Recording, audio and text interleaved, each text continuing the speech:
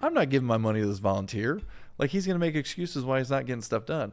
So that's like, there's a huge disconnect in that. But the moment I started paying myself a salary and I started paying the two guys that were with me a salary, all of a sudden we went from helping like 18 veterans to helping 100 veterans. I was like, oh, that was weird. And then we started bringing in someone else, and now we're at like 1,200 veterans a year now with a team of like 10 people doing programs in 19 cities, 14 states, Puerto Rico. And that wouldn't be the case if we were an all volunteer organization, because you can't have everyone sacrifice their own lives for everyone else, because we would stay at the 30 veterans served. If everyone would sacrifice their lives, they'd have to get second and third jobs and not be able to actually support veterans. And so there's kind of like this misconception in the nonprofit space when they start seeing people make money, and they're like, you can't do that. You're not a good person if you do that. It's like, no, legitimately, I need to do this, because if I want to have a wife and a kid one day and also just sustain, I need to have a job, and this is my job. And plus, I was the program. I was the one that found the veteran, booked the veteran, brought them here, wrote with them. And so, and I wasn't getting paid for any of that. So when you think about when salaries come, I was still doing the same thing. So you're actually just paying for me as the program. Like, I was the program that built it.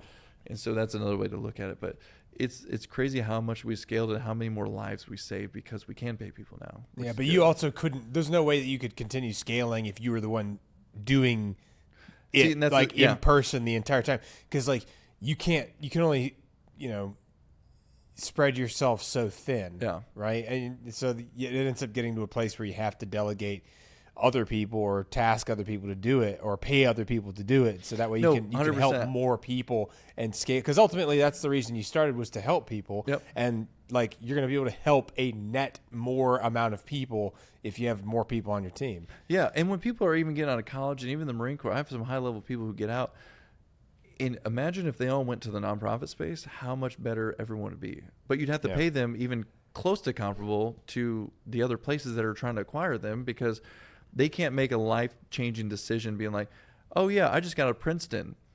Should I go work for this nonprofit for $30,000 a year or take this $200,000 job? Like, but if you did give them $100,000 to come to the nonprofit because they're still a pretty good person, they just need a base minimum, and they scale your organization to be a $50 million organization that serves 20,000 veterans now, the amount of good you did on investing in them could change the world. There's a TED Talk. I wish I could remember the name of it, but it's the other thing that kind of changed my perspective on things. If you look at, probably TED Talk nonprofit, I think it was like American Cancer Society. A guy talked about how they took out, I think, $1 million front page ad, or like middle